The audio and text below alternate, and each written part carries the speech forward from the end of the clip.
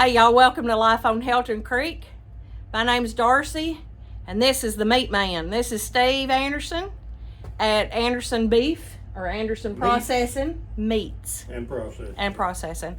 And who that used to be? That's Tammy Lee. She's still Tammy Lee. Look at her. Oh my gosh. Died right there on the farm. I skinned her out myself. I wanted to keep her forever. Are you serious? Yeah. We talk every day. Oh my. She gives me advice. This is the man that does our processing for our beef from Circle C or Helton Creek. And we just picked up 10 boxes of, I don't remember what its number was. So y'all take a look. You can buy beef here if you're so inclined. So if you don't have any beef to kill, you can come by here and Brother Steve will sell you some fresh beef. There's the one that does all the work. Say hi. Hi. And so you got the chubs here. You got anything you want right here. I would guess if you wanted it and he doesn't have it, I'm gonna guess he'd find it for you. Sure. Am I right? I'll make up some. What do you process besides beef? Pigs and sheep and every now and then a goat. No deer. Tell everybody. No we deer. Don't do deer. We don't do deer. Right. And that's Google one. says we do, but Google don't own this. Well, that's one reason why we have ours processed here. It's because they don't do deer. That's Now, y'all look. This is where it's stored, and I'm not showing you where the magic happens, but this is the magic in my opinion because it's already done when it goes in here. And there are, how big is it? Look. Those are all boxes and people filet. Oh man, look at all that filet mignon in there waiting to be picked up.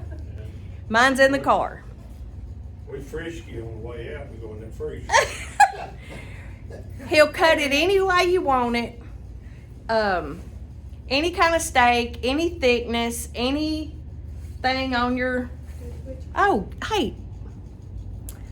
Here you go. Look. Here's your beef. Here's your hog. There's your lamb. If you can eat one, there it is. I know a lot of people love lamb, but They say it ain't too bad. that was terrible. So anyway, Anderson's Meats, Hartsville, Tennessee. Right.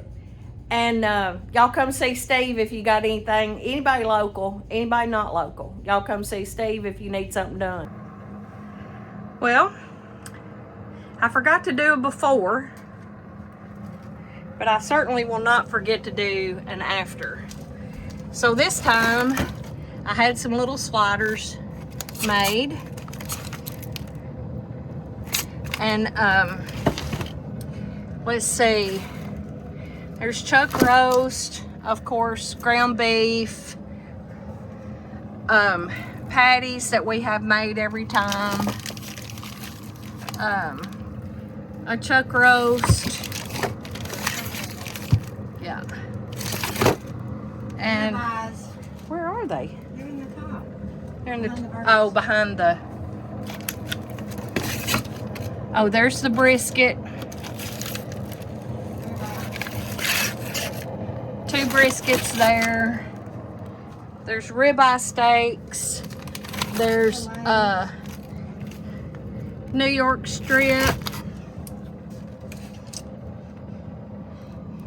There's some cube steaks.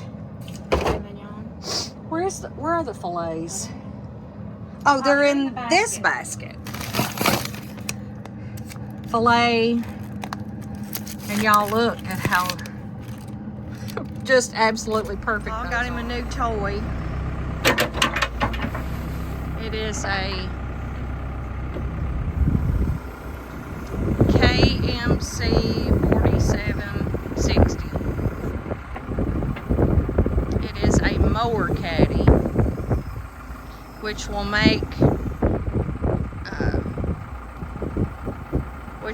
transporting the hay mower Kubota so much easier.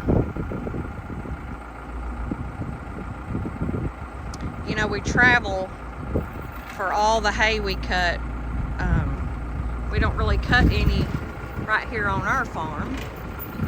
All of our land that we cut hay on is rented or leased or cut on the share. So he got this at Tri-Green in McMinnville.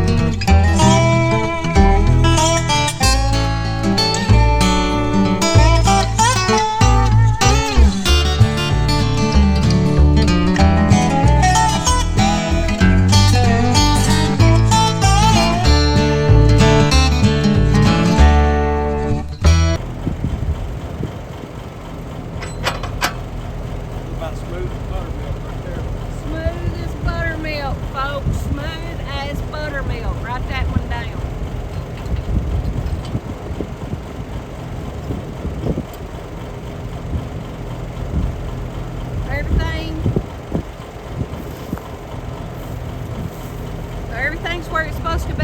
He's going to tighten that up and then we'll show you how it works.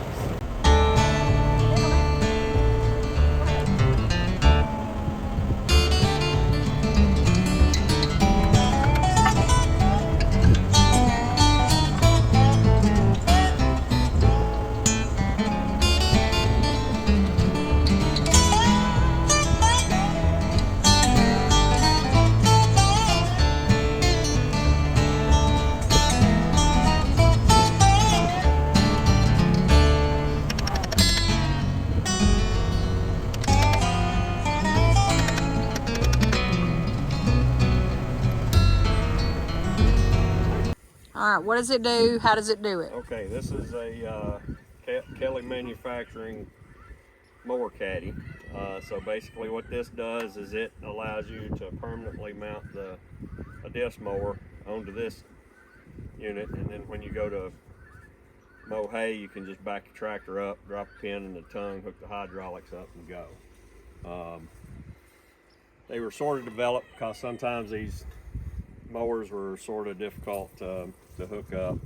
So it gives you a little flexibility. KMC is pretty much the top of the line. There's some other manufacturers out there, but I think these guys were probably the first, and it's the heaviest thing you've seen since I can remember.